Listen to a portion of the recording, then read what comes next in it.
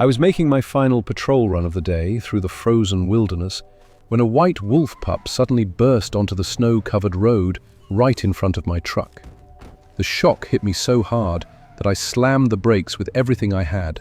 The vehicle skidded sideways across the ice-packed trail, sliding 20 feet before grinding to a stop just inches from the tiny creature. The wolf pup stood there in the middle of the road, whimpering desperately, staring straight into my eyes with such raw panic that I knew instantly something was catastrophically wrong.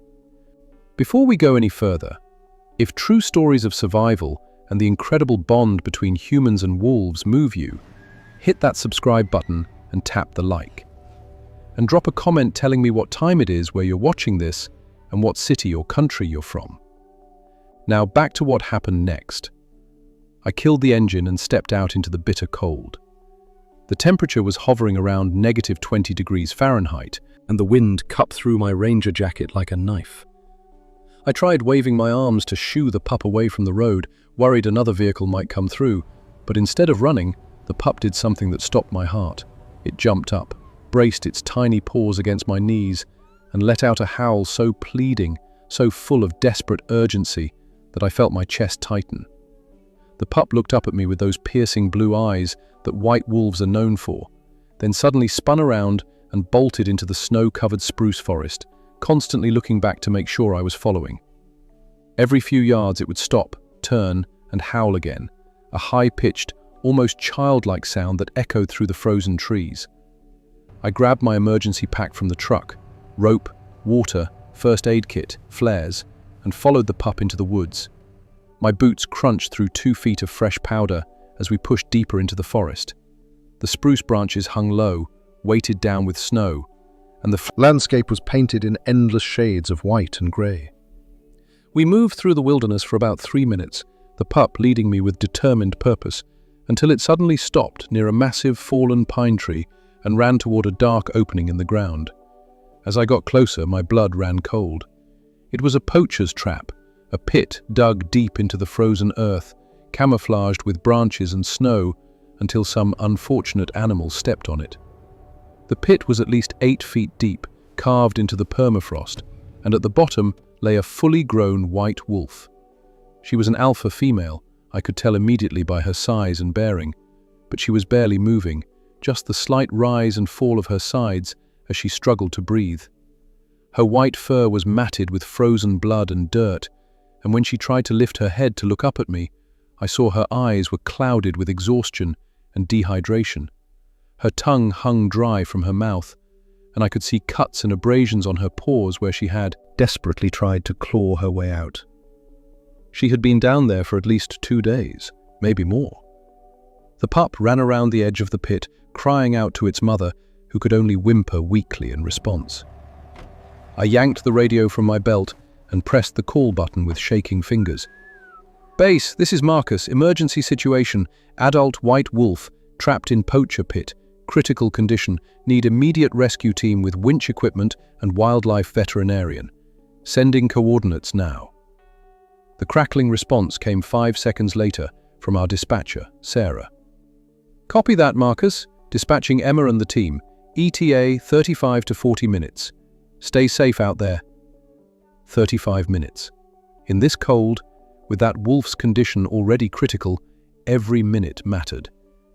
I looked down at the wolf, then at the pup, then made a decision that probably wasn't in any ranger handbook.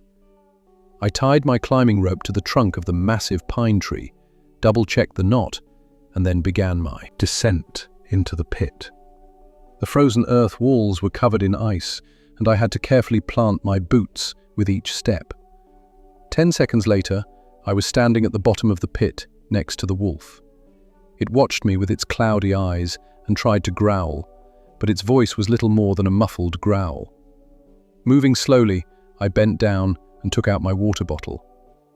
"Calm down, girl," I said softly, keeping my voice calm and steady. "I'm here to help. Calm down." At that moment, I saw movement in the corner of the pit, and my heart nearly stopped. A wolverine. The stocky, dark shape was emerging from a crevice in the frozen wall, its small eyes fixed on the helpless wolf. Wolverines are one of the most aggressive animals in the North American wilderness. Pound for pound, perhaps the most dangerous. They've been known to drive bears and mountain lions away from kills. And this one had clearly caught the scent of a dying wolf and saw an easy meal. The wolverine moved with that characteristic low, powerful gait, its claws clicking on the frozen ground as it approached the wolf. The wolf was too weak to even notice the threat. Her attention was still fixed on me, the strange human who had descended into her prison. I pulled my hunting knife from its sheath on my belt and began moving left, trying to circle around the wolf and put myself between her and the wolverine. The animal was now just 6 feet from the wolf's hind legs, its lips pulling back to reveal sharp teeth. I had maybe 3 seconds before it attacked. I lunged forward, covering the distance in 2 long strides, and brought my knife down hard, aiming for the wolverine's shoulder to drive it back.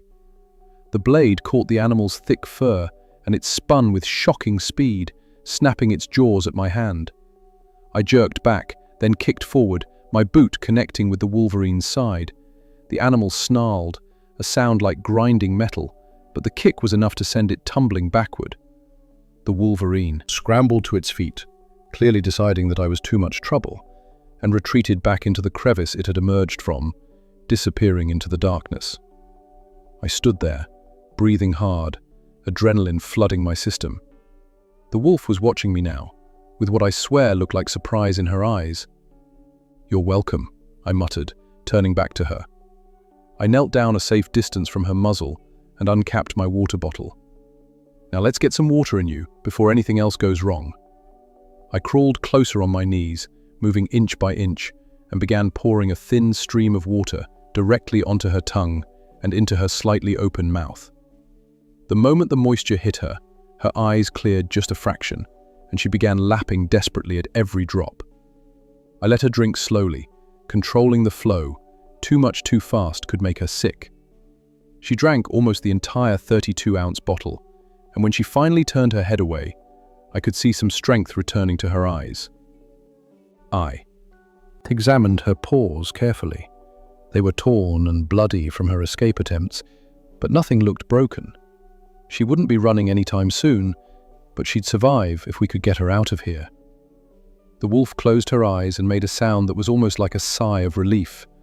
I carefully reached out and placed my hand on her head, stroking the matted fur. "Hold on, girl. Help is coming." That's when I heard the sound that made my blood turn to ice. A high-pitched yelp of fear from above, followed by snarling. The pup. I grabbed the rope and started climbing as fast as my arms and legs would carry me, ignoring the burn in my muscles and the sting of rope friction against my palms, even through my gloves. My boots slipped twice on the icy walls, but I kept climbing, driven by the sounds of the pup's terrified cries. I pulled myself over the edge of the pit and rolled onto the snow, instantly jumping to my feet. 7 wolves formed a loose circle around the pit, but these weren't white wolves. They were grey wolves, smaller and more desperate looking, with ribs showing through their matted fur. A rival pack, driven by hunger in the brutal winter, had caught the scent of the trapped alpha female and saw an opportunity. Between them and the pit stood a tiny white wolf cub, no bigger than a house cat, its fur standing on end, emitting the most ferocious growl its small body could muster. The sound was almost comical, a high-pitched yelp compared to the deep growls of the grey wolves. But the cub didn't retreat an inch. The grey wolf in front, a wounded male with a torn ear, stepped forward. The pup immediately attacked him in what could be described as a suicide charge. This tiny creature was attacking a predator 8 times its size. The grey wolf leapt back in surprise, then bared its teeth. The other wolves scattered, spreading to the left and right flanks and surrounding the pup. I sprinted toward my truck, reached it in 15 seconds, and grabbed my flare gun and rifle from the locked case in the back.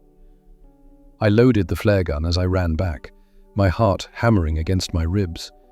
The wolves had closed in tighter now, just 10 feet from the pup, who was still standing its ground, still growling with all the ferocity its small body could muster. I raised the flare gun and fired directly over the heads of the pack. The flare exploded in a brilliant red starburst with a deafening bang that echoed through the forest. The grey wolves flinched and jumped back, but they didn't run far. They stopped about 30 yards away, pacing and snarling among themselves, their hunger overriding their fear. The pup immediately ran to me and pressed against my leg, though it continued to growl at the enemy wolves. I reloaded the flare gun with shaking hands, keeping my rifle ready. The grey wolves were splitting up now, 4 moving to the right, 3 to the left. They were smart, working as a coordinated pack, planning to attack from multiple directions. The right group feinted forward, and I spun, firing the flare gun into the snow right in front of them. The explosion of light and sound made them jump back, but I could see it in their eyes. They were learning. They knew it was just light and noise, not a real threat. The left group crept closer to the pit's edge, and I fired a warning shot from my rifle into the air. The crack of the gunshot echoed through the trees, and the left group scattered backward, but again, not far enough. They were determined. Then the scarred leader made his move. He darted forward toward the pup, jaws open. The pup, with more courage than sense, launched itself at the much larger wolf, tiny teeth bared. It managed to latch onto the grey wolf's muzzle, scratching with its small claws. The grey wolf snarled and shook its head violently, preparing to snap the pup's neck with one bite. I didn't have time to think. I aimed low and fired the rifle into the snow, directly beneath the grey wolf's feet. The impact sent up an explosion of snow, ice, and frozen dirt that blasted directly into the wolf's face. The animal yelped in shock and pain, pawing at its eyes and nose, backing away frantically. The pup bounced back to me, trembling but unharmed. I scooped it up with one arm and held it against my chest, feeling its rapid heartbeat against mine. It was shaking, but it was still trying to growl at the circling wolves. I had 1 flare left and 1 bullet remaining. 7 hungry wolves. This was not good odds. The grey wolves began closing in again, moving with cold calculation. The scarred leader crouched, muscles tensing, preparing for the final charge. I raised my rifle, aiming directly at him. If he lunged, I'd have no choice but to shoot to kill. That's when I heard the most beautiful sound in the world, the roar of diesel engines approaching at high speed and the shouts of human voices. 2 large ranger trucks burst through the tree line, snow flying from their tires, headlights cutting through the grey afternoon light. The trucks were honking their horns continuously, and the passengers were banging on the sides of the vehicles, creating as much noise as possible. The grey wolves finally broke. The scarred leader barked a command, and the pack turned and melted into the forest, disappearing into the shadows between the trees. I lowered my rifle, and suddenly all the fear and tension of the last several minutes hit me like a wave. My legs went weak, my arms started shaking, and I felt a cold sweat break out across my back despite the freezing temperature. The trucks skidded to a stop, and 4 people jumped out. Emma and David from Wildlife Services with veterinary equipment, and Jake and Maria from the rescue team with a portable winch system and rescue stretcher. Emma ran up to me first. "Marcus, are you okay?" I nodded, still holding the wolf pup. "I'm fine, but we've got an adult female white wolf at the bottom of that pit. Critical condition, dehydration, exposure, injured paws. She needs help now." The team moved with practiced efficiency. Emma peered down into the pit and quickly assessed the situation. David prepared the tranquilizer dart, while Jake and Maria set up the tripod and winch system over the pit. The wolf pup in my arms was trying to get down, whimpering and struggling toward the pit. I set it down carefully, and it immediately ran to the edge, peering down and calling out to its mother. David loaded the tranquilizer dart into the gun and took careful aim. "Steady now," he muttered, then fired. The dart flew straight and true, hitting the wolf in the thigh muscle. Emma checked her watch. Tranquilizer should take effect in about 3 minutes. Jake and Maria worked quickly, lowering the rescue stretcher and climbing ropes into the pit. Emma monitored the wolf's vital signs from above. She's sedated. We're good to go." Jake descended first, his movements efficient and practiced. I followed right behind him, my muscles protesting from the earlier climb, but pushing through anyway. Together, we carefully maneuvered the stretcher under the unconscious wolf's body, working in sync to roll her onto the reinforced canvas. It took several minutes of careful adjustment to get the support straps positioned correctly. "Ready!" Jake called up. Maria started the portable winch, and the motor hummed to life. The stretcher began rising slowly, inch by inch. Jake and I guided it from below, making sure it didn't swing or hit the walls. The ascent took nearly 4 minutes, but finally the wolf reached the surface, where Emma and David were waiting with emergency medical equipment. We climbed up quickly. The team had already transferred the wolf onto thermal blankets in the back of the truck. Emma was inserting an IV line, while David applied cold-weather medical wraps to the injured paws. The wolf pup hadn't left the back of the truck, standing on its hind legs, trying desperately to see its mother. Emma finished her examination and looked at me. "You found her just in time, Marcus. Another 6 hours and she wouldn't have made it. Severe dehydration, mild hypothermia, lacerations on all 4 paws. But nothing that won't heal. She should make a full recovery in 6 to 8 weeks." David nodded, in agreement. "The pup saved her life. If it hadn't found you when it did..." Maria spoke up. "Are you coming with us to the rehab center?" I looked at the wolf pup, still trembling and trying to get closer to its mother. "Yeah, someone needs to keep an eye on the little one." I climbed into the passenger seat of Emma's truck and carefully placed the pup on my lap. It immediately curled up against my chest, pressing its cold nose against my jacket, and let out a long, exhausted whimper. I could feel its little body shaking. Jake took the wheel, and we began the hour-long drive to the Wildlife Rehabilitation Center. The pup stayed quiet during the drive, occasionally lifting its head to look back toward where its mother lay in the truck bed, but mostly it just pressed close to me, drawing warmth and comfort from the contact. But what happened during those 6 weeks at the rehabilitation center would test that bond in ways I never expected. And when the day finally came to release them back into the wild, the alpha female would do something that left everyone speechless. Something that would change my understanding of wolves forever. An hour later, we pulled up to the Northern Alaska Wildlife Rehabilitation Center. The facility sat on the edge of a protected forest area, a series of low buildings designed to blend into the landscape. Steam rose from the heating vents into the frozen air, and bright lights blazed from every window against the gathering darkness. Dr. Rebecca Chen, the center's head veterinarian, was already waiting at the entrance with 2 assistants. She'd been radioed ahead about the emergency, and her team had prepared everything. We carefully transferred the still sedated alpha female onto a wheeled gurney and rushed her into the medical wing. The wolf pup scrambled out of my arms and tried to follow, but Dr. Chen gently blocked its path. "The pup needs to stay out here while we work," she said, kneeling down to examine the little wolf. "But I promise we'll let them see each other soon." I scooped up the pup again as the medical team disappeared through the swinging doors with the mother. For the next 2 hours, the pup and I sat in the waiting area.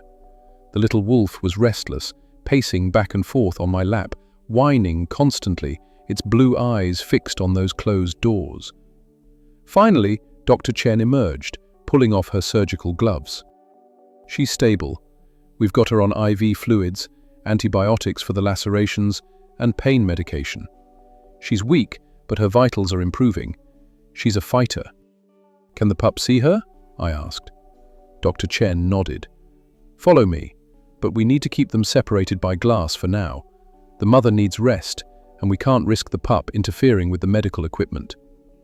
She led us down a hallway to the intensive care unit.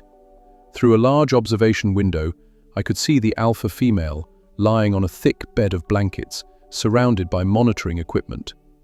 An IV line ran to her foreleg, and her injured paws were wrapped in clean white bandages.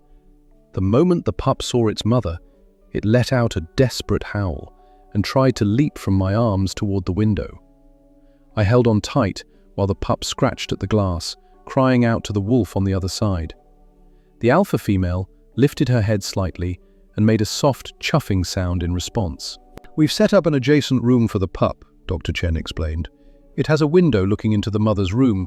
The pup can see her, be near her, but we can keep them physically separated until the mother is stronger. We moved to the adjoining room, and I carefully set the pup down. The space had been prepared with warming pads, water, food, and soft bedding. But the pup ignored all of it. It went straight to the window and pressed its face against the glass, whimpering. On the other side, the alpha female was watching her pup with alert eyes now, her maternal instinct overriding her exhaustion. "I'm going to stay here tonight," I said. "The pup needs someone." Dr. Chen smiled. "I thought you might say that. There's a cot in the corner, and the staff lounge has coffee. We'll check on them every hour." That first night was long. The pup barely slept, spending most of the time at the window, calling to its mother. I sat on the floor next to it, my hand resting gently on its back, providing what comfort I could. Every time the pup would tire and curl up for a few minutes of sleep, it would jerk awake and immediately check to make sure its mother was still there. Around 3 a.m., I dozed off sitting against the wall. I was jolted awake by the pup's frantic barking. My eyes snapped open to see the alpha female having some kind of seizure. Her body was convulsing, and the monitoring equipment was beeping wildly. Dr. Chen and her team burst into the mother's room within seconds. I grabbed the pup, who was throwing itself against the window in panic, and held it tight against my chest as the medical team worked frantically. "She's crashing!" one of the assistants shouted. Dr. Chen was already preparing an injection. "It's the hypothermia, delayed cardiac response. Get me the crash cart." The next 5 minutes felt like hours. The pup was howling in my arms, and I could only watch helplessly as the medical team fought to save the alpha female's life. Dr. Chen administered multiple injections, and someone was manually working the wolf's chest, trying to keep her heart beating. "Come on, girl, come on," Dr. Chen muttered, her hands moving with practiced precision. The monitor flatlined, one long, terrible tone. The pup's howl became almost human in its grief. Then, a beep. Another beep. The rhythm returned. "We've got her back," Dr. Chen called out, stabilizing now. The pup collapsed in my arms, trembling violently. I held it close, whispering reassurances, though I wasn't sure who I was trying to comfort more, the pup or myself. Dr. Chen came out 20 minutes later looking exhausted. That was close. Too close. The extreme cold damage was worse than we initially thought. She's stable now, but the next 48 hours are critical. For the next 2 days, I barely left the rehabilitation center. I took emergency leave from my ranger duties. My supervisor understood. The pup and I maintained our vigil by the window, watching every breath the alpha female took. The wolf pup wouldn't eat. It refused the raw meat and special formula Dr. Chen prepared. It just sat by the window, getting weaker with each passing hour. On the third day, Dr. Chen pulled me aside. "Marcus, if the pup doesn't eat soon, we're going to have a second patient in critical condition. It's literally dying of heartbreak." An idea struck me. What if we let them be together, just for a few minutes? Dr. Chen shook her head. Too risky. The mother has IVs, monitors. Then let's bring the pup in while she's sedated for treatment, I pressed. Just for physical contact. Maybe that's what they both need. Dr. Chen considered this, then slowly nodded. All right, but only during her next sedated treatment session, and only for 5 minutes. 2 hours later, during the alpha female's wound cleaning and bandage change, I carried the pup into her room. The moment I set the pup down next to its mother, the little wolf pressed itself against the larger wolf's side, burrowing into her fur. The alpha female, though sedated, seemed to sense her pup's presence. Her breathing became calmer, more regular. The pup closed its eyes for the first time in days and actually slept, a deep, peaceful sleep. When the 5 minutes were up, Dr. Chen gave me a meaningful look, and I nodded. But as I reached down to pick up the pup, the alpha female's eyes opened slightly, still clouded from the sedation, and she made a soft sound, almost like a protest. Dr. Chen bit her lip, then made a decision. Let's try something different. We'll set up a secure area where they can be together, but the mother will be restricted in movement and we can monitor both of them closely. It took another hour to arrange, but they created a modified enclosure, the alpha female on a secure medical bed where she couldn't put weight on her injured paws, with the pup free to nestle beside her under careful supervision. The change was immediate. The alpha female's vital signs improved. The pup finally ate, accepting raw meat from Dr. Chen's hand while pressed against its mother's side. Both wolves rested better that night than they had since the rescue. If you're loving this incredible story of survival and the bond between mother and pup, make sure you've hit that subscribe button.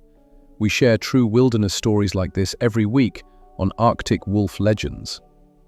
Over the following days, I visited every morning and evening. The alpha female's recovery was remarkable. Dr. Chen said she'd never seen a wolf heal so quickly. The pup was growing stronger too, putting on weight, becoming more playful. But there was something else I noticed. The alpha female watched me with an intensity I'd never seen in a wild animal before. Not aggression or fear, something closer to recognition. Every time I entered the room, her eyes would track my movements, and when I'd sit nearby, she would make soft chuffing sounds. "She knows you saved her," Dr. Chen said one evening as we watched the wolves together. "And more than that, she knows you saved her pup." Wolves have incredible memories, especially when it comes to their young. On the 10th day, Dr. Chen removed the IV lines. On the 15th day, she unwrapped the bandages on the alpha female's paws. The wounds had healed cleanly, though the pads were still tender. On the 20th day, the alpha female stood up for the first time. I was there when it happened. She had been lying down, the pup curled against her belly, when suddenly she shifted her weight and pushed herself up onto all four legs. She wobbled slightly, testing her weight on the healing paws, then took one careful step forward. Then another. The pup jumped up, yipping excitedly, running circles around its mother.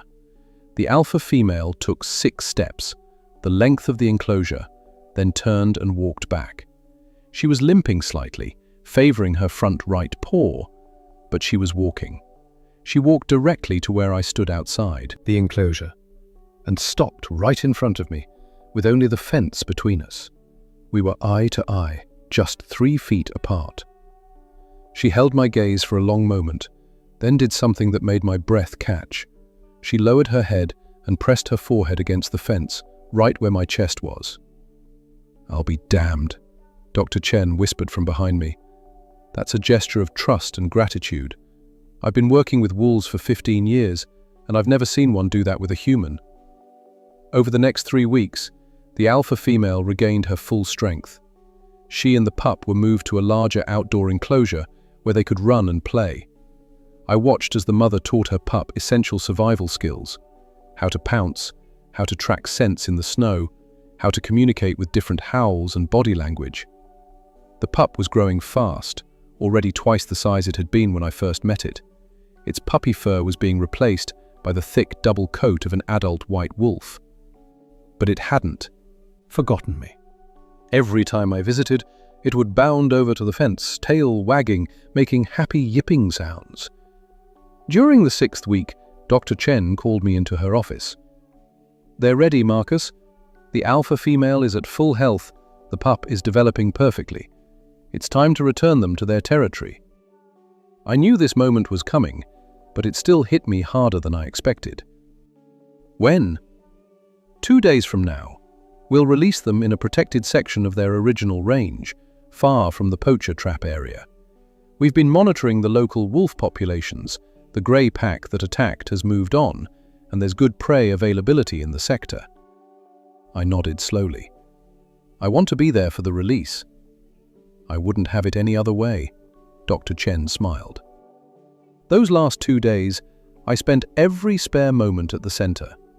I wanted to memorize every detail: the way the pup would tilt its head when I spoke, the intelligent gleam in the alpha female's blue eyes, the way they moved together with such synchronized grace.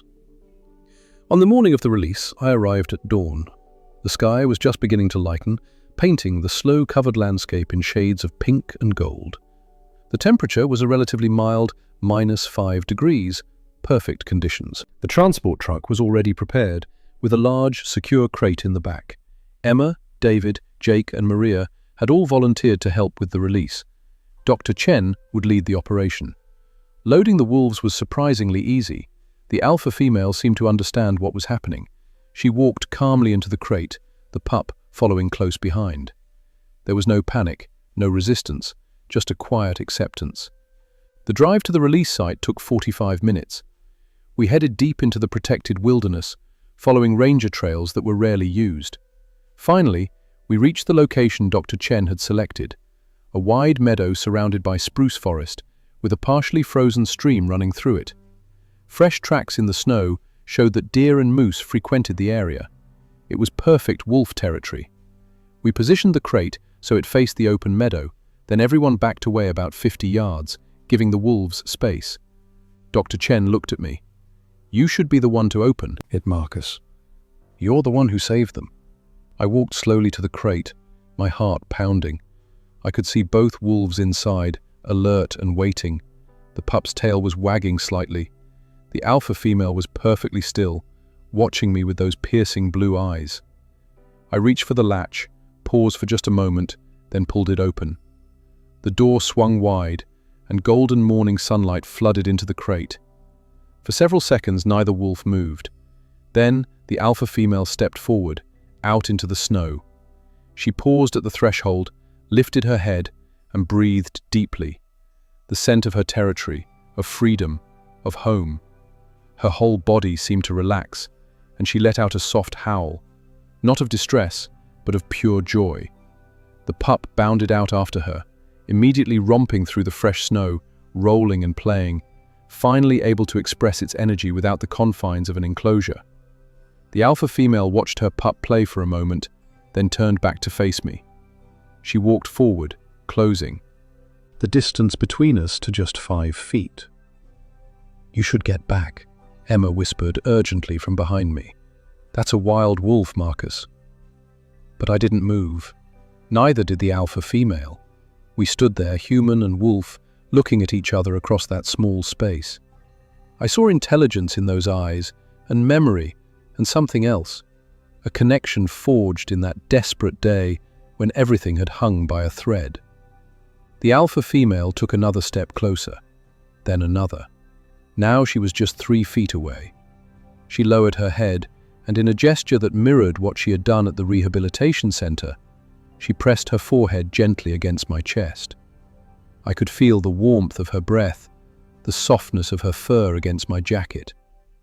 I slowly raised my hand and placed it on her head, stroking the thick white fur one last time. "Live long," I whispered. "Stay safe. Take care of that brave pup." The alpha female held the contact for another moment, then stepped back. She turned and started, walking toward the forest, her gait strong and steady, no trace of the limping, dying creature I'd found in that pit. The pup ran over to me, standing on its hind legs, just like it had that first day on the road, pressing its paws against my legs. It looked up at me with those brilliant blue eyes, and I swear it was saying goodbye. I crouched down and scratched behind its ears one final time.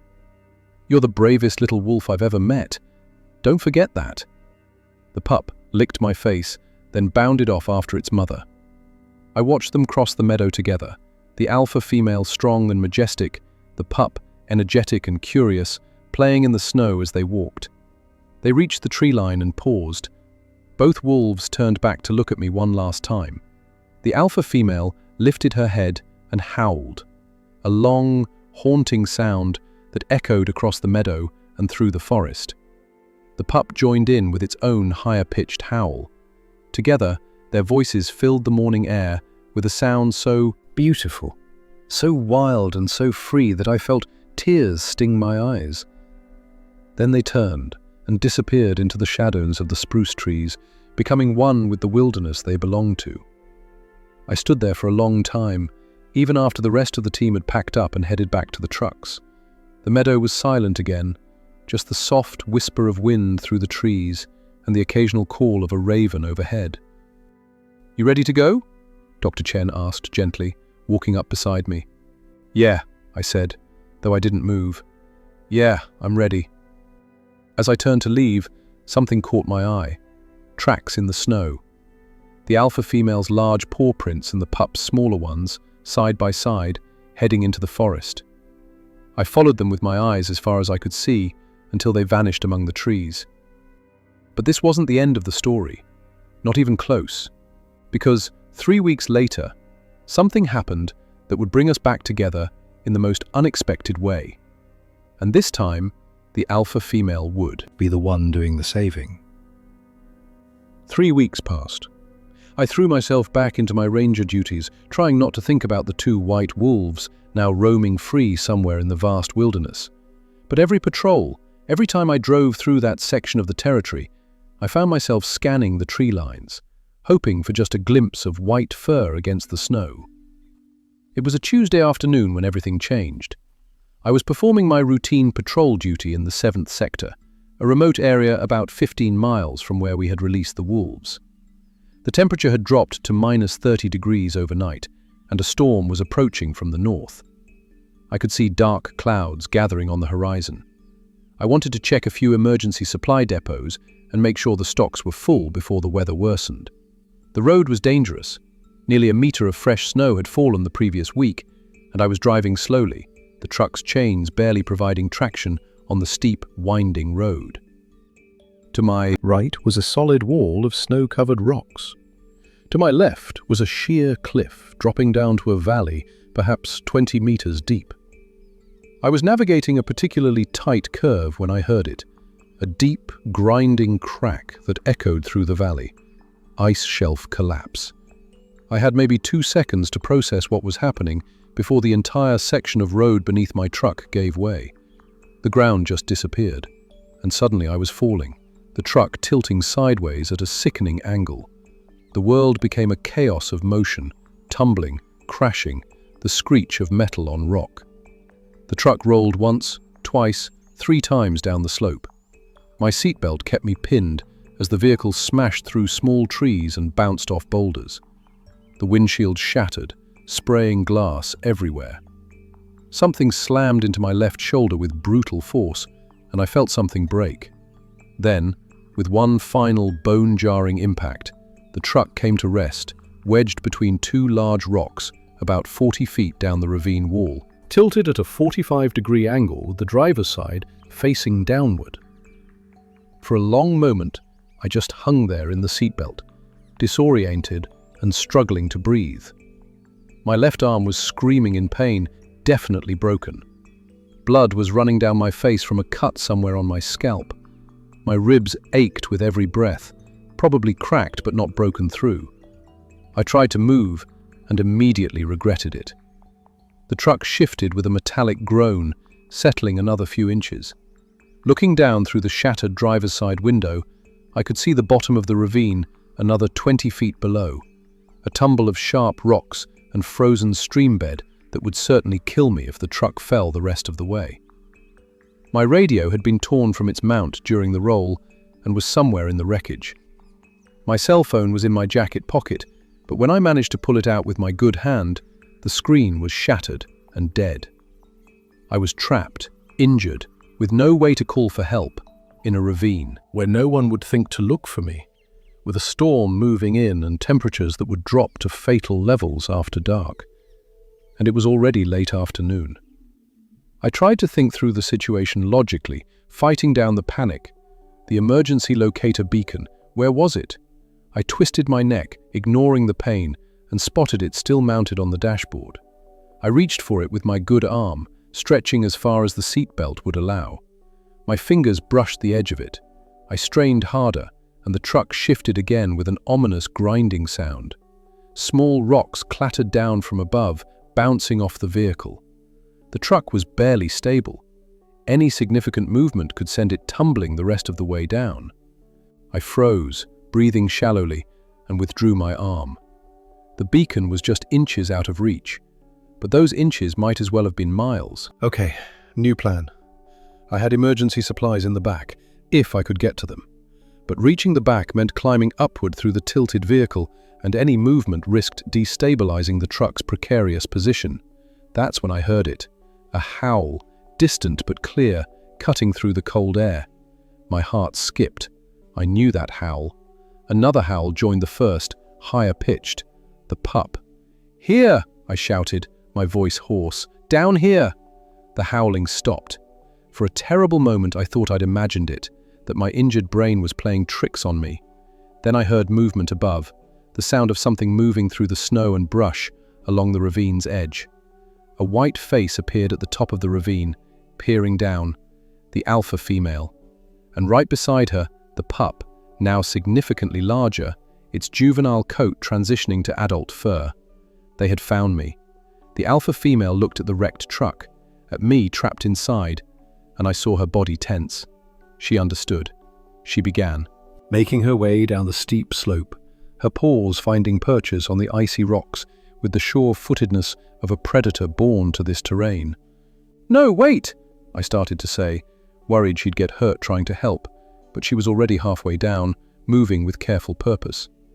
The pup followed close behind, less graceful but determined. They reached the level where the truck was wedged. The alpha female circled the vehicle once, assessing the situation. She approached the passenger side window, which was mostly intact but covered in a web of cracks. She looked at me through the glass, and I could see the intelligence working in those blue eyes. You won't believe what happened next. This wolf was about to do something that would make wildlife experts question everything they thought they knew about wolf behavior. The alpha female backed up a few steps, then lunged forward, slamming her shoulder into the passenger door. The impact made the whole truck shudder, but the door didn't budge. It was jammed against a rock. She tried again, hitting it harder. The pup joined in, both wolves throwing their combined weight against the door. On the third impact, I heard metal groan and scrape as the door shifted slightly, grinding against the rock. "Stop!" I called out, genuinely worried now. "You'll hurt yourselves or knock the truck loose." But they didn't stop. The alpha female repositioned herself and tried a different approach. She started digging at the snow and rocks around the bottom of the door, the pup helping frantically. They were trying to create enough clearance to open it. After several minutes of digging, the alpha female tried the door again. This time, when she hit it, the door moved. Just an inch, but it moved. She wedged her snout into the gap and began pushing with her whole body, her powerful neck and shoulder muscles straining. The door opened another few inches, then another. The pup squeezed through the gap, and suddenly it was inside the truck, with me, whimpering and licking my face, checking me over with urgent concern. "I'm okay, little one," I said softly, though that was a lie. "I'm okay." The alpha female kept working at the door until it was open about 18 inches, enough space. She pushed her head and front legs through, assessing how I was trapped. She looked at the seatbelt, then at me, then made a decision. She carefully positioned herself and began biting at the seatbelt strap, her teeth working at the tough nylon. The pup watched, then started helping, both wolves gnawing at the belt from different angles. It took them almost 10 minutes, but finally the belt frayed enough that it snapped with a loud pop. I immediately slumped forward, crying out as the movement jarred my broken arm. The wolves caught me as best they could, their bodies cushioning my fall. But now, I had a new problem. I needed to get out of the truck, and climbing through that gap with a broken arm and possibly cracked ribs was going to be excruciating. The alpha female seemed to understand. She positioned herself in the gap, bracing her body, creating a stable platform I could use to pull myself up and through. The pup stayed close to my side, providing support. "Okay," I muttered, steeling myself. "Let's do this." I grabbed the headrest with my good hand and pulled, using the alpha female's solid body to brace my feet against. Pain exploded through my torso, and I had to bite down on a scream. The world went grey for a moment, but I kept pulling, kept climbing. Inch by inch, I dragged myself up and out through the passenger door. The alpha female held perfectly still, letting me use her as an anchor point, even though my weight must have been pressing painfully on her. Finally, I tumbled out onto the rocky ledge beside the truck, gasping for breath. The truck shifted as my weight left it, making a horrible grinding sound, and then, almost in slow motion, it slipped from between the rocks and tumbled the rest of the way down the ravine. The crash as it hit the bottom echoed through the valley like thunder. I lay on the narrow ledge, breathing hard, my broken arm cradled against my chest. Without the wolves' help, I would have been in that truck when it fell. They had saved my life. But I wasn't safe yet. I was still 40 feet down a nearly vertical ravine wall, injured, with night approaching and a storm coming. The alpha female nudged me gently with her nose, then looked up at the top of the ravine. She let out a series of short, sharp barks. Not aggressive, but purposeful. Communication. The pup responded with its own barks, and then both wolves began climbing back up the slope. I watched them go with a sinking feeling. They were leaving. I was alone again. But then, at the top of the ravine, the alpha female stopped and looked back at me. She barked again, insistent. The pup disappeared from view, but the alpha female stayed, keeping watch. I realized what she was doing. She was going for help. Somehow, she was going to bring help. After that, time took on a strange quality. The cold was seeping into my bones, and I knew I was going into shock. I tried to focus, trying to move my good arm and leg to get my blood flowing, but it was getting harder and harder. The light was fading. The storm clouds were closer now, and I could feel the temperature dropping even further. I don't know how long I waited there. Maybe an hour, maybe 2. The world around me was starting to blur when I heard a sound. Engine noises. Multiple vehicles were approaching quickly. Then voices calling my name. "Marcus! Marcus, where are you?" It was Jake from the rescue team. I tried to shout back, but my voice came out as nothing more than a hoarse rasp. I tried again. "I'm here, in the valley."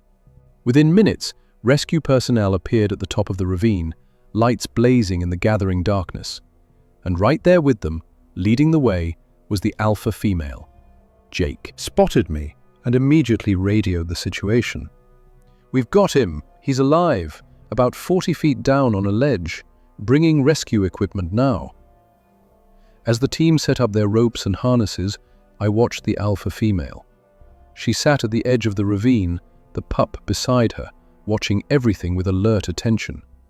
She had done it. She had led the rescue team directly to me. Later, Jake would tell me the whole story. The wolves had appeared on the main road near the ranger station, something unheard of. The alpha female had barked and howled until she got someone's attention, then started running back toward the wilderness, constantly stopping and looking back, making it clear they needed to follow. At first, we thought it was rabies or something, Jake said. Wild wolves don't approach humans like that. But something about the way she was acting made me think of you, and I knew you were out on patrol. So we followed her. She led us straight here, Marcus, straight to you. The rescue took another hour. They lowered a paramedic first, who stabilized my arm and ribs before they brought me up in a rescue harness. Every movement was agony, but finally I was at the top, wrapped in thermal blankets, being loaded onto a stretcher. The alpha female and pup had stayed the entire time, watching from a safe distance. As they loaded me into the ambulance, I called out to Jake, "Wait, I need to see them." Jake hesitated, then helped me sit up enough to look over the side of the stretcher. The 2 white wolves were standing about 20 yards away, visible in the harsh glare of the emergency lights against the darkness. The alpha female watched me, her expression calm and somehow knowing. The pup's tail wagged slightly. I raised my good hand in a wave, feeling tears sting my eyes. "Thank you," I said, not caring who heard me. "Thank you for saving me." The alpha female lifted her head and let out a single, clear howl, not of distress, but of acknowledgement. The pup joined in. Their voices carried through the cold night air, beautiful and wild. Then they turned and melted back into the darkness, disappearing into their territory as silently as they had come. As the ambulance doors closed and we started moving, I thought about the circle that had been completed. I had saved them, and now they had saved me. A bond had been forged that transcended the normal boundaries between human and wild animal. The hospital stay was shorter than expected. 1 night for observation, Then they sent me home with my arm in a cast, my ribs wrapped, and strict orders to rest for 6 weeks. My supervisor put me on medical leave, and I spent those weeks recovering in my cabin on the edge of the wilderness. During those weeks, I had a lot of time to think about the alpha female, about that brave pup, about how a moment of choice, stopping for a tiny wolf on the road, had led to this connection that had now twice meant the difference between life and death. About 2 weeks into my recovery, I was sitting on my porch in the weak afternoon sun when I saw movement in the tree line. 2 white shapes, barely visible against the snow. The alpha female and her cub, now nearly full grown, stood at the edge of the forest, perhaps 50 meters from my cabin. They did not approach, respecting the boundary, but stood there watching for a few minutes. The alpha female let out a soft growl, and I somehow understood that she was checking on me, making sure I was recovering. Just as I had watched her recover, she was now watching me recover. I slowly got to my feet, grimacing at the pain in my ribs, and raised my good hand. The alpha female bowed her head in greeting. Then she and the young wolf turned and disappeared back into the forest. After that, I would see them occasionally throughout my recovery. They never approached, always maintaining a respectful distance, but they were there, watching, protecting. What came next would test not just my connection with these wolves, but everything I thought I understood about the wilderness and my place in it. Because the greatest challenge was still ahead, and when it came, it would require both human and wolf working together to survive. 6 weeks after the accident, Dr. Chen cleared me to return to full duty. My arm had healed well, though it ached in the cold. My ribs had mended. Physically, I was ready to get back to work. But something had changed in me during those weeks of recovery. The wilderness felt different now, not dangerous or hostile, but interconnected in ways I'd never fully appreciated. I'd always respected nature, but now I understood it as something alive and aware, capable of bonds that went deeper than instinct. My first patrol back was on a clear March morning.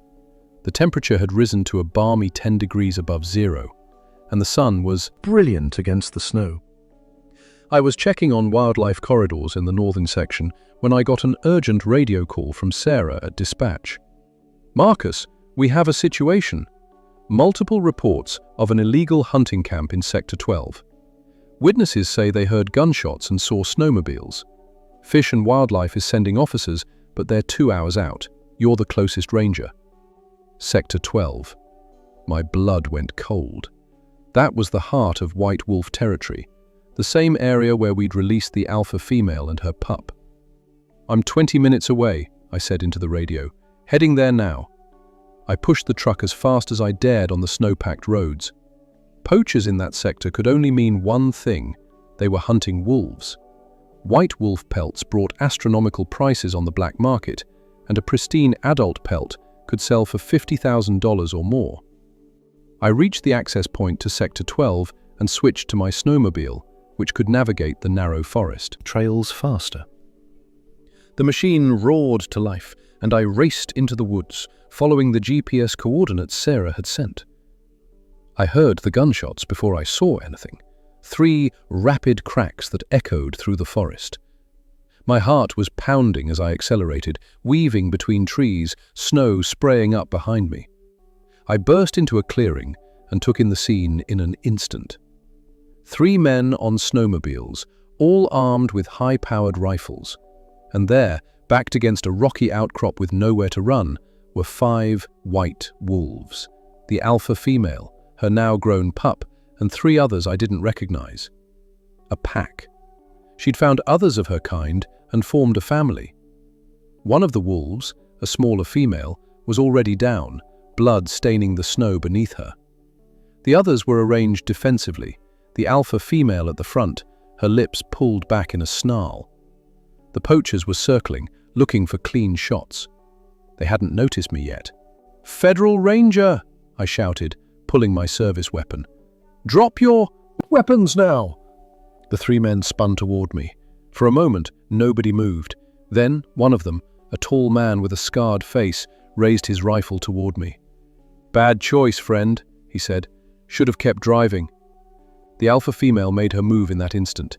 She launched herself at the nearest poacher, covering 15 feet in a single bound. The man went down hard, his rifle flying from his hands as 65 pounds of furious wolf knocked him flat. Chaos erupted. The second poacher swung his rifle toward the alpha female, and I fired a warning shot into the air. "Drop it!" He ignored me and pulled the trigger.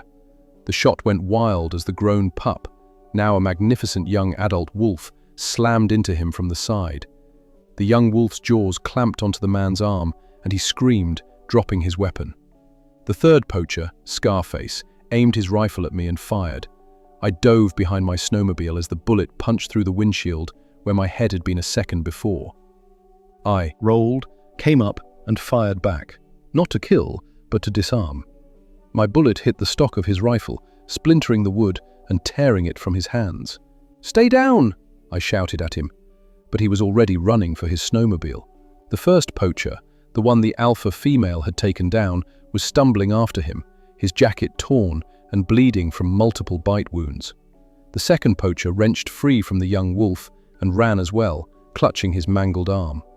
All three poachers mounted their snowmobiles and tore out of the clearing, engines screaming. I grabbed my radio to call in their direction and description, but movement caught my eye. The wounded wolf, the small female, was trying to stand, but her left hind leg was shattered. The bullet had hit bone. She collapsed back into the snow, whimpering. The alpha female was at her side immediately, along with the young wolf and the other two pack members. They surrounded their fallen packmate, whining and nudging her gently. I approached slowly, hands visible, speaking in a calm voice. "Easy. I'm going to help. I promise." The alpha female looked at me, then at the wounded wolf, then back at me. She stepped aside, allowing me access. The other wolves watched tensely, but didn't interfere. I knelt in the snow next to the injured wolf and examined the wound. It was bad. The leg would need surgery, probably pins to hold the bone together. Without treatment, she would die out here. I radioed dispatch. "Sarah, I need an emergency wildlife veterinary team at my location, Sector 12, clearing Alpha 7. Wounded wolf, gunshot trauma, critical condition." The poachers fled, heading northeast on snowmobiles. 3 men, armed and dangerous. "Copy that, Marcus. Vet team dispatched. Local police are moving to intercept the poachers. Stay safe." I pulled off my jacket and carefully wrapped it around the injured wolf to keep her warm. She was going into shock, her breathing rapid and shallow. The alpha female lay down next to her packmate, pressing close to provide warmth and comfort. We waited like that for 40 minutes. Me, 5 white wolves, and 1 fighting for her life. The alpha female kept her eyes on me the whole time, and I understood the weight of that gaze. She was trusting me again, putting another member of her pack in my hands. When the veterinary team finally arrived, Dr. Chen leading them, they found an impossible scene. A ranger sitting in the snow, surrounded by a pack of wild white wolves who made no move to flee or attack. "Marcus," Dr. Chen breathed, stopping short. "What? How?" "Long story," I said. "Right now we need to help this wolf." Dr. Chen and her team moved carefully, but the alpha female had already made her decision. She watched as they sedated the wounded wolf, as they loaded her onto a stretcher, as they prepared to transport her. And when they moved toward their vehicle, the alpha female stood and followed. "They're coming with us," I said, reading the situation. "The pack won't leave her." Dr. Chen looked skeptical, but she nodded. "All right, but we'll need to secure them properly." "No cages," I interrupted. "They'll follow on their own." And they did. All the way back to the rehabilitation center, the 4 healthy wolves followed the vehicle carrying their wounded packmate. They ran through the forest parallel to the road, occasionally visible between the trees, white ghosts keeping pace. At the center, Dr. Chen performed emergency surgery on the injured wolf. The operation took 3 hours. The other wolves waited outside the surgical building the entire time, lying in the snow, refusing food and water, their eyes fixed on the doors. I waited with them. I sat in the snow, my back against the building wall, and the alpha female came and lay down beside me. The young wolf, I'd started thinking of him as guardian for his fearless defense of his pack, lay on my other side. We waited together in the cold afternoon, united in our worry for the wounded pack member. When Dr. Chen finally emerged, she looked exhausted, but relieved. She made it through surgery. The leg is stabilized with pins and plates. She'll need weeks of recovery, but she should regain full use of the leg. The alpha female stood up, and I could have sworn I saw relief in her eyes. Over the next few days, something unprecedented happened at the rehabilitation center. The entire wolf pack took up residence just outside the building where their packmate was recovering. They hunted together, brought back kills, and took turns keeping watch. And they allowed me, only me, to approach and enter the building. Dr. Chen was fascinated. "This is incredible, Marcus. Wild wolves maintaining a voluntary vigil? This will rewrite behavioral studies." But I understood it wasn't just wolf behavior. It was trust. A bond that had been forged through shared survival and mutual rescue. On the 5th day of the vigil, something happened that would change everything. I was sitting with the alpha female outside the recovery building when we both heard it, the distant sound of snowmobiles. Multiple engines, approaching fast.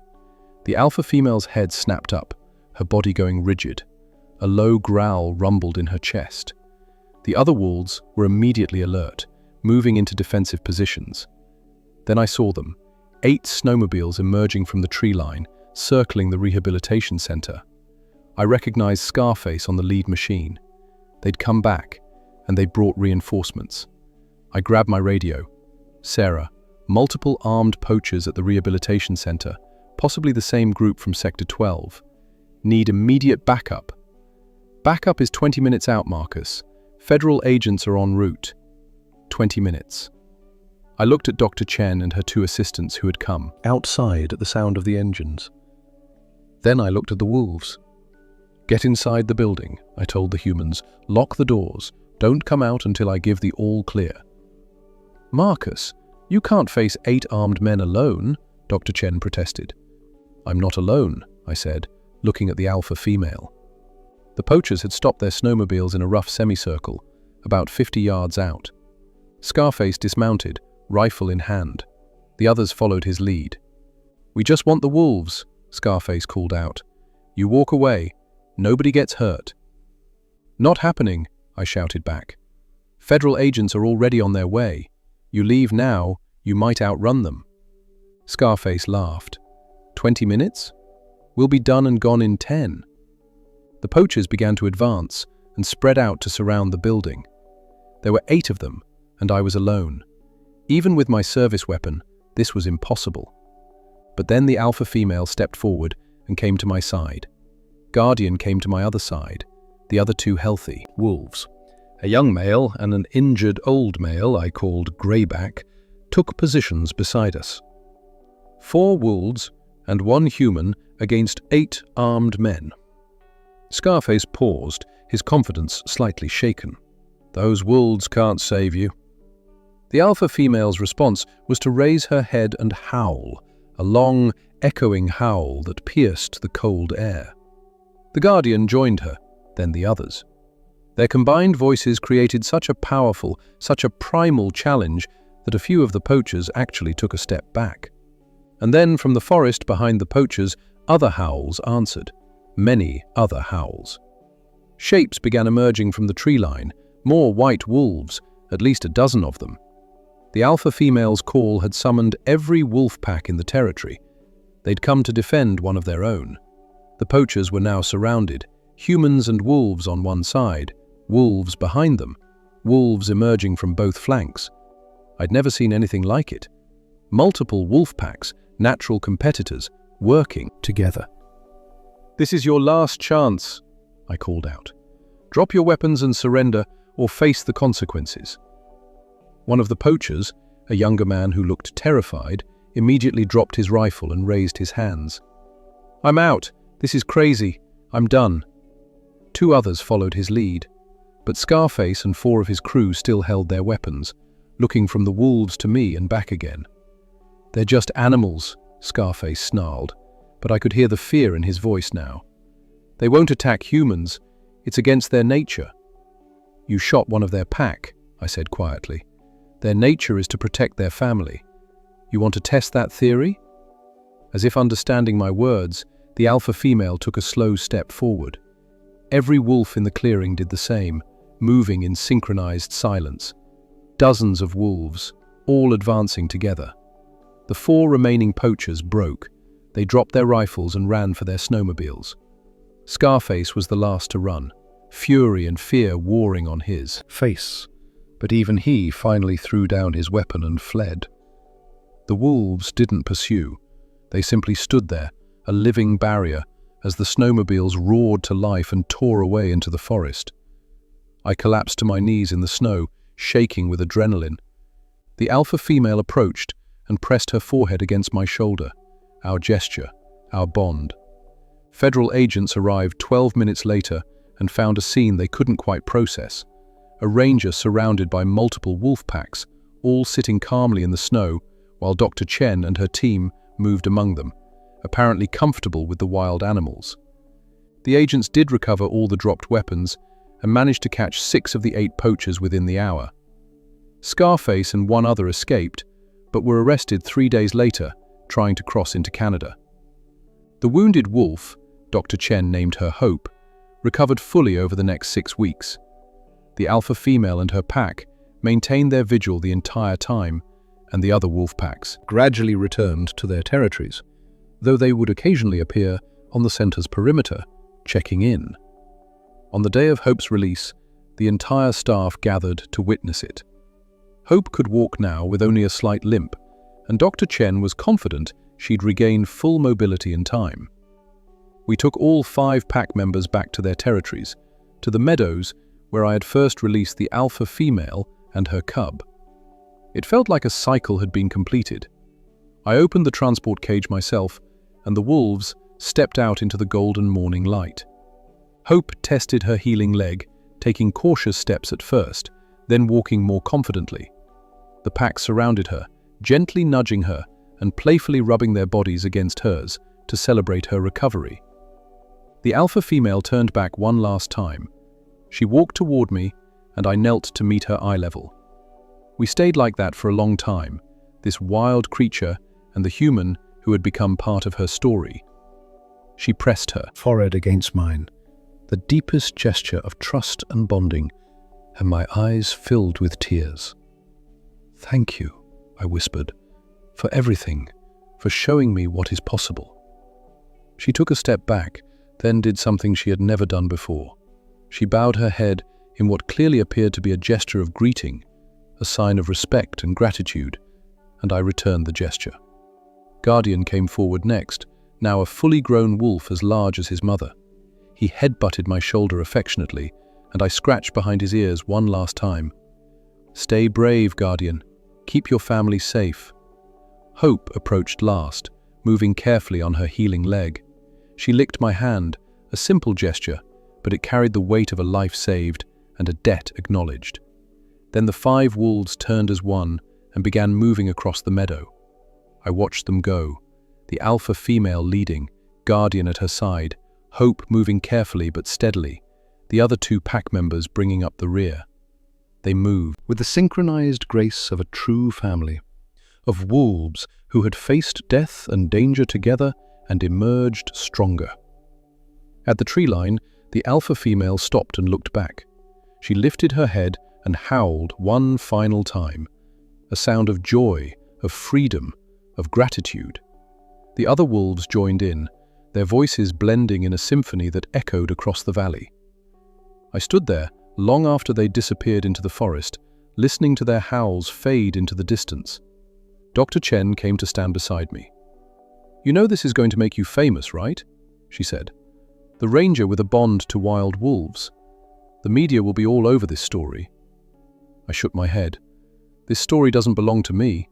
It belongs to them. To a wolf mother brave enough to trust a human. To a pup courageous enough to face down predators twice its size. To a pack that proved that the barriers between species aren't as solid as we think." "So what will you do now?" Dr. Chen asked. I looked toward the forest where the wolves had vanished. Keep doing my job, protecting this wilderness and everything in it. And if a certain white wolf pack needs help again, I'll be there. 3 months later, I was on routine patrol when I saw them, the alpha female and guardian, standing at the edge of a clearing, watching me. But they weren't alone. Between them tumbled 3 tiny white pups, playing in the snow with the clumsy enthusiasm of babies. The alpha female had given birth. The family was growing. She looked at me across the distance, and in her eyes I saw contentment and pride. She was showing me her pups, introducing me to the next generation. I raised my hand in greeting and acknowledgement. She dipped her head in response. Then she gathered her pups, and the whole family melted back into the forest, returning to the wild territory that was their home. I stood there for a long time, thinking about everything that had happened. How one moment of decision, stopping for a tiny wolf pup on a dirt road, had led to this. How life and death, human and animal, wilderness and civilization were all more intertwined than we usually admitted. The wilderness wasn't just a place to protect. It was alive, aware, and capable of bonds that transcended species. And I had been given the rare gift of experiencing that firsthand. As I drove back to the ranger station, I passed the spot where it had all begun, where a desperate pup had stopped my vehicle and changed my life forever. The road was empty now, covered in fresh snow, showing no sign of that fateful day. But I would never forget. And somewhere out there in the vast wilderness, a family of white wolves was living free because a tiny pup had been brave enough to ask a human for help, and because that human had been willing to answer. The bond we'd formed would last forever, not in cages or confinement, but in mutual respect and the understanding that some connections transcend all boundaries. And if you ever find yourself in the northern wilderness on a cold winter night, and you hear the howl of white wolves echoing through the forest, listen carefully.